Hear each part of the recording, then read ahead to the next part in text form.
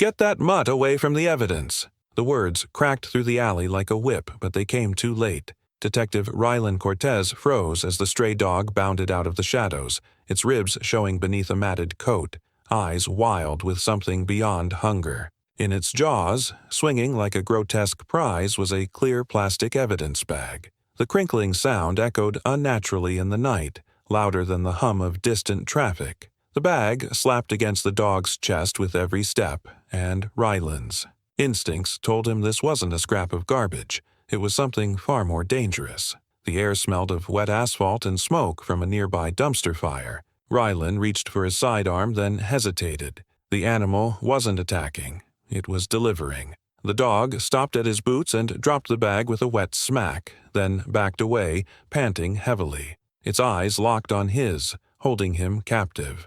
In a stare that felt too deliberate, almost desperate, Rylan crouched, his gloved hand trembling as he reached for the bag. Inside, a single object gleamed faintly under the streetlight, a rusted switchblade smeared with something darker than rust. A folded slip of paper stuck to the blade with congealed stains, its edges curling as if it had been hidden away for far too long. His radio hissed to life. "Cortez, where the hell are you? We've got a missing witness, a fire on 3rd, and you're off grid again." The dispatcher's voice was sharp, impatient, but Rylan didn't answer. His gaze was fixed on the evidence bag, on the sickening weight of what it implied. This wasn't some random relic. This was fresh, too fresh. The dog whimpered once, a low, guttural sound that vibrated with warning. Then it turned, limping toward the alley's end, pausing to glance back as though beckoning him.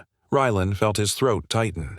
He had chased suspects across rooftops, stared down gang leaders with pistols pointed at his chest, but nothing had twisted his gut like the silent plea in that stray's eyes. He scooped up the bag, sealed it tighter, and followed. Every step down the alley grew heavier, the air pressing in as if the city itself was holding its breath. The dog led him past dumpsters and rusted fire escapes, through puddles that mirrored broken neon signs. The world felt emptied of sound until a single metallic clang shattered the silence, a door slamming shut somewhere ahead. Rylan quickened his pace. The dog stopped near a boarded-up warehouse, pawing at the door with frantic insistence. He knew this building. It had been condemned after a drug raid gone bad, a case that left 2 federal agents dead and no arrests to show for it. The scars of that night still clawed at his sleep. And now, here it was again, circling back like an unburied ghost. He bent down, trying to steady his voice. "What are you showing me, boy?" But the dog only barked once, sharp and cutting, then collapsed onto its haunches as though it had fulfilled its role. Rylan pressed his palm against the warehouse door. Something shifted on the other side. A scrape, then silence. His pulse hammered as he imagined what could be waiting within. He glanced once more at the evidence bag in his grip, the blade, the paper, and suddenly his mind connected threads he wished had stayed severed. That raid years ago, the federal silence that followed, the families who never got answers, it all pulsed beneath the plastic like a live wire. The door creaked open just an inch, enough for the smell to escape. Not dust, not mold, but iron and rot. He staggered back, breath catching in his throat. This was no coincidence, no stray dog carrying a random trinket. Someone had delivered him a key, and the lock it fit was about to split open a history his department, and maybe the government itself, had buried deep. Behind him, the dog whined again, its body shaking, as if it knew the weight of what had just been placed in Rylan's hands. He looked down at the trembling animal, then back at the yawning darkness of the warehouse. A chill swept through him as the thought lodged like a shard of glass in his chest.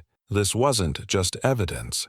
This was a message, and whoever had sent, it was watching. The door gave way with a reluctant groan, and a sliver of darkness yawned before Rylan Cortez like the mouth of something ancient and waiting. He hesitated on the threshold, pulse thrumming in his ears, then stepped inside, the stray dog limping close at his heel. The air was thick, cloying, as though every molecule had been steeped in secrets too rancid to breathe.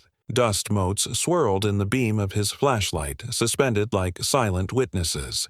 The interior of the warehouse was skeletal, rusted beams and broken windows framing the hollow belly of a forgotten place. Yet it wasn't empty. A scattering of objects lay across the floor, too deliberate to be debris. A child's shoe, a torn photograph, a wallet without cash but heavy with IDs that looked too pristine to be discarded. Rylan crouched low, his gloved hand trembling as he lifted the photograph. The image showed a family at a picnic, smiling faces frozen in brighter days, but someone had slashed a knife across it, severing their eyes. The dog barked once, sharp and urgent, directing him toward the far corner. Rylan swung the flashlight beam, and the breath caught in his throat.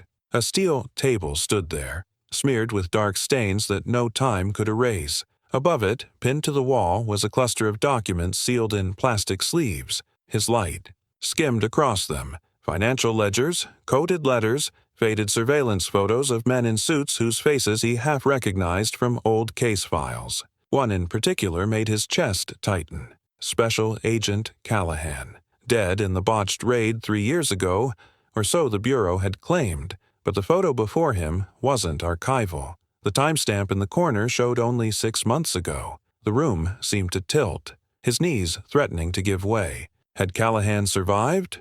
Or worse, had he been on the wrong side all along? The thought gnawed at the edges of Rylan's discipline. He had lost friends that night, had carried the guilt like lead in his veins.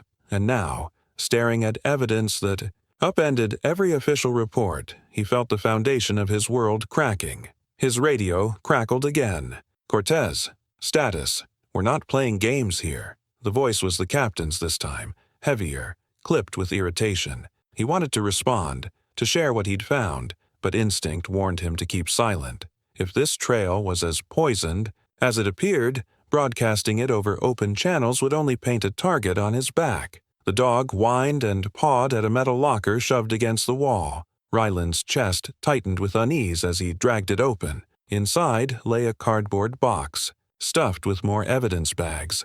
He tore one free and felt his gut twist. Inside was a cell phone, its cracked screen still smudged with dried fingerprints. Affixed to it was a small yellow note, the ink scrawled in hurried strokes. "Do not trust the badge." A chill ran through him.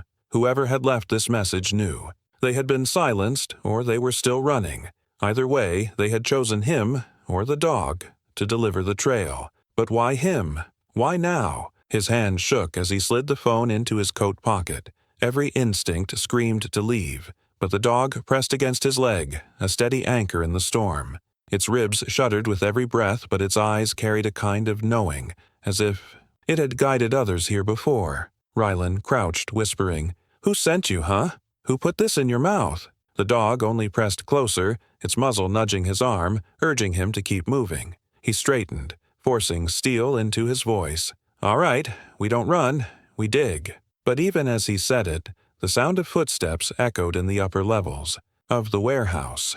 Slow, measured, not rushed. Whoever it was, they wanted him to know they were there. Rylan killed his flashlight, the sudden darkness thick as oil. He pressed himself against the wall, gripping the evidence bag tight. The dog bristled, growling low, but Rylan held a hand over its muzzle to quiet it. The footsteps grew nearer, then paused. A single beam of light cut through the shadows from above, sweeping across the floor like a hunting hawk. And then a voice, cold and almost amused, floated down from the rafters. "You were never supposed to find this, Detective Cortez.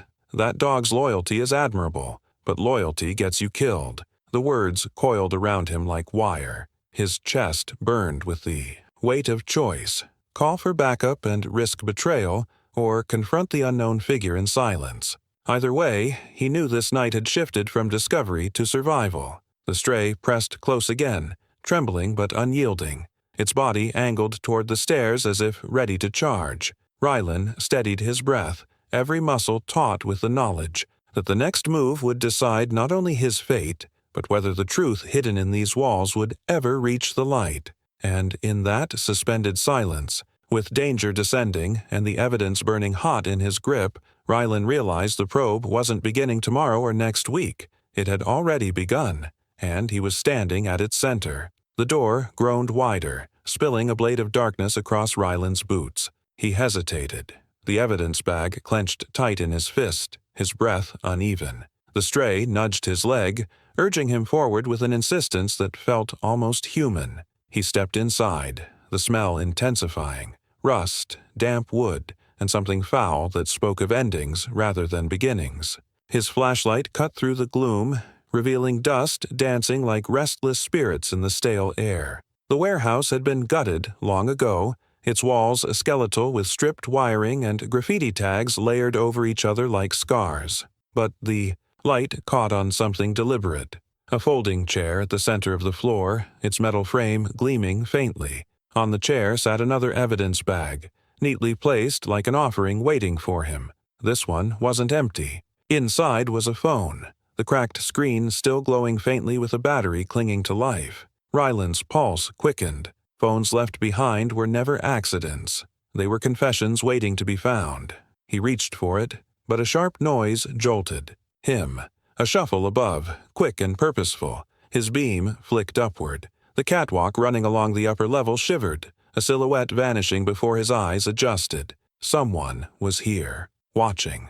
The dog growled low, hackles lifting. Ryland's instincts screamed to retreat, but the weight of the blade and the phone in his hands chained him to the spot. He tapped the screen through the plastic. A video file waited, its thumbnail frozen on a blurred figure with something unmistakable, an FBI badge glinting against a dark jacket. His throat tightened. Whoever had filmed this hadn't wanted him to just see. They had wanted him to know. The video began to play, muffled voices filling the cavernous room. "It doesn't leave here," a man's voice snapped. Another replied, lower, desperate. "You can't bury this. Not again.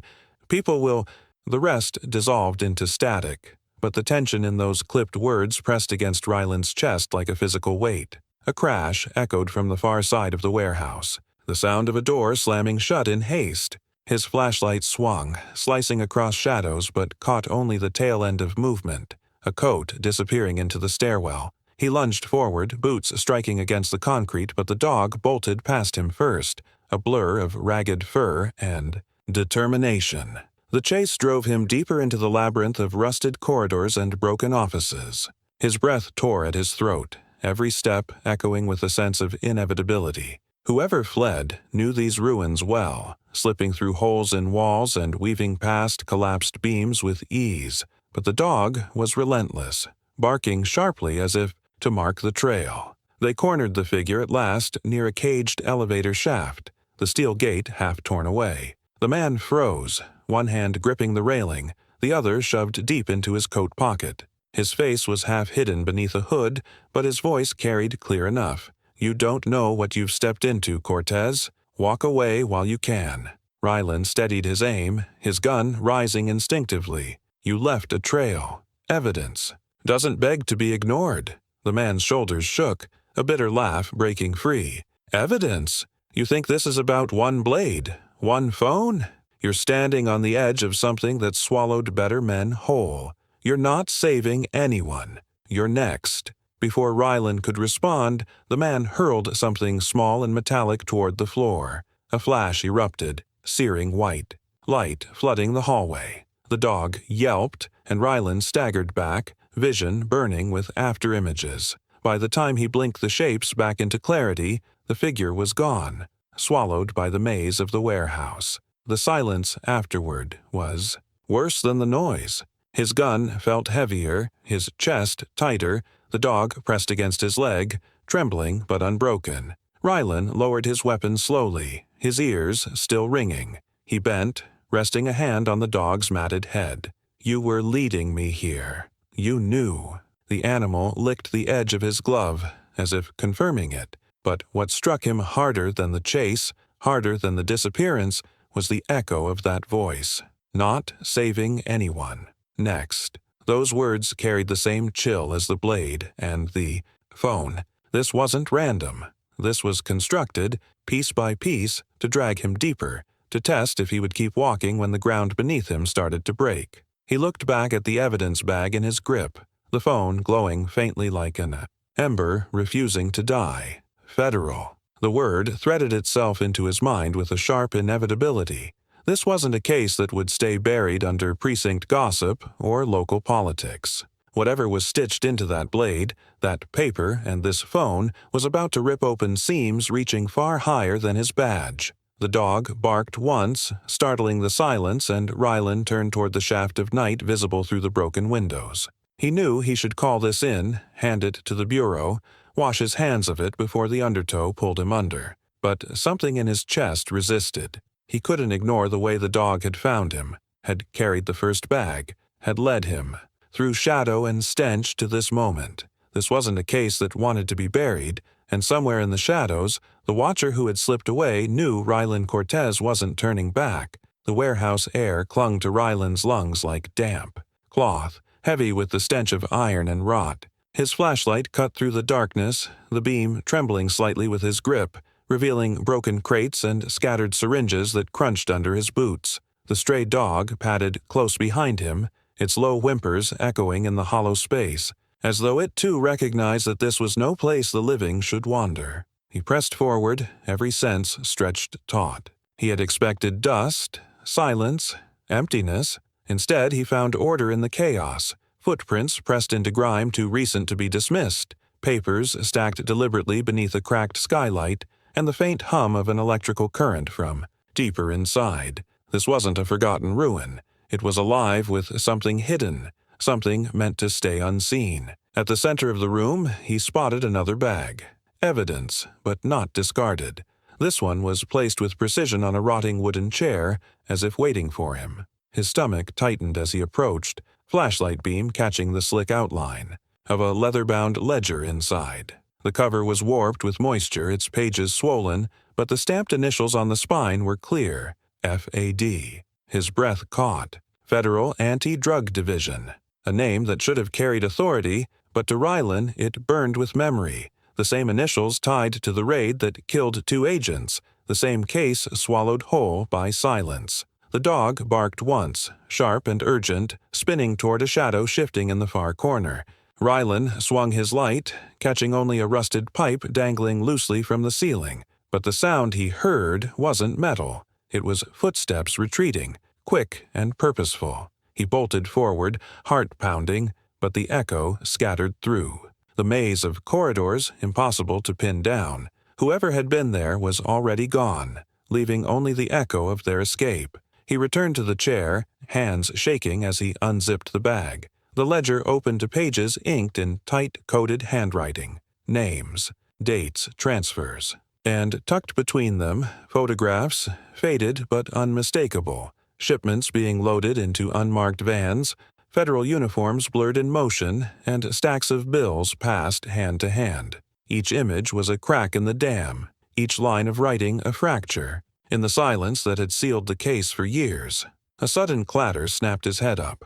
The dog growled low, hackles raised, staring at the mezzanine above. Rylan aimed his light upward, and there it was, a red laser dot quivering across the dust, sliding across the floor toward his chest. His breath froze. The dot lingered for 1 heartbeat, 2, then vanished into blackness.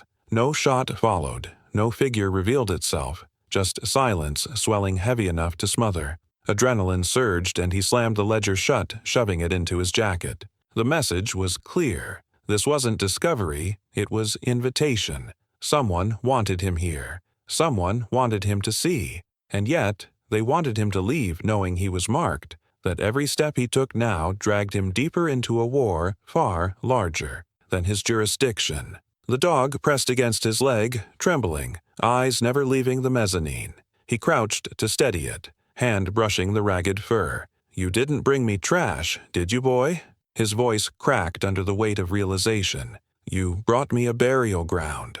Sirens wailed faintly in the distance, a reminder that the world outside still moved, oblivious. But in this place, time felt caged, circling like a predator. He forced himself back toward the door, each step echoing louder than the last. The dog limped beside him, loyal to its unspoken pact.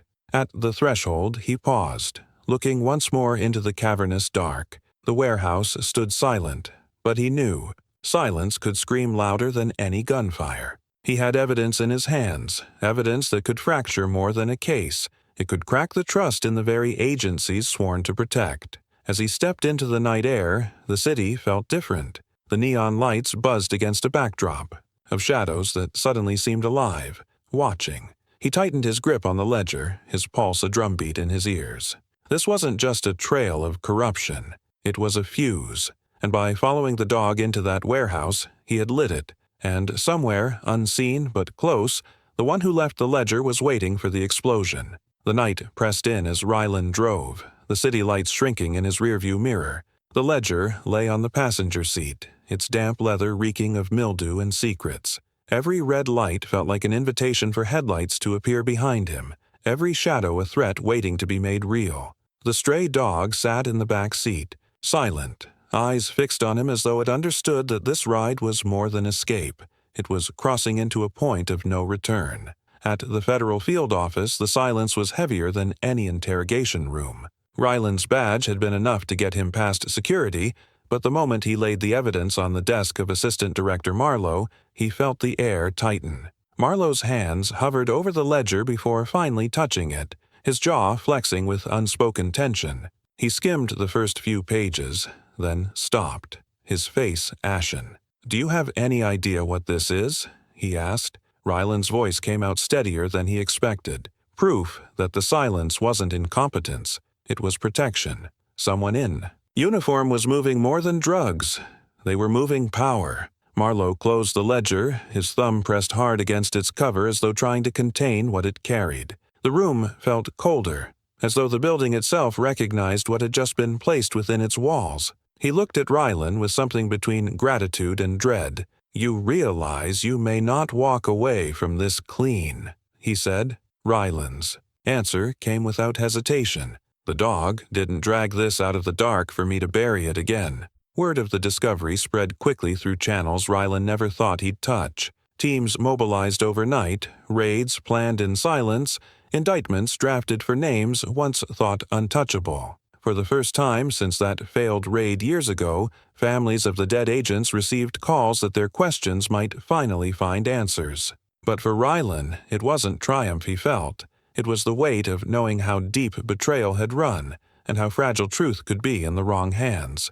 The stray became something of a fixture at the precinct, a silent companion who refused to leave. Rylan's sighed. Officers brought scraps of food, some calling it a hero, others uneasy with how it had appeared at the exact moment needed. But Rylan never questioned it. He saw in the dog's scarred body and weary eyes the same thing he felt in his own chest: survival, not as victory, but as obligation.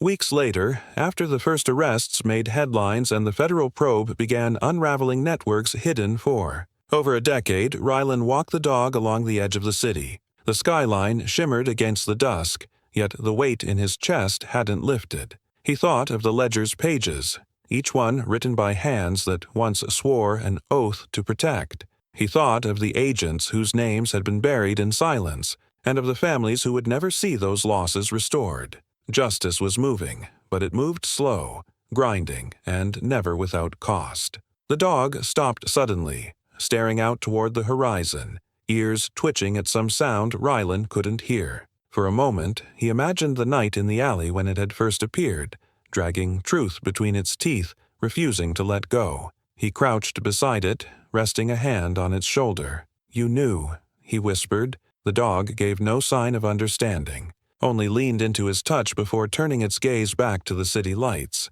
Rylan straightened, his breath fogging in the cool air. He realized that what lay ahead was larger than a single case or even his career. It was a reckoning with the rot inside the institutions built to protect, a reckoning that would demand more than evidence bags and raids. It would demand resilience, persistence, and a refusal to look away when the truth was inconvenient. The ledger had sparked a probe, but it was the act of a stray dog refusing to let silence win that had lit the fuse.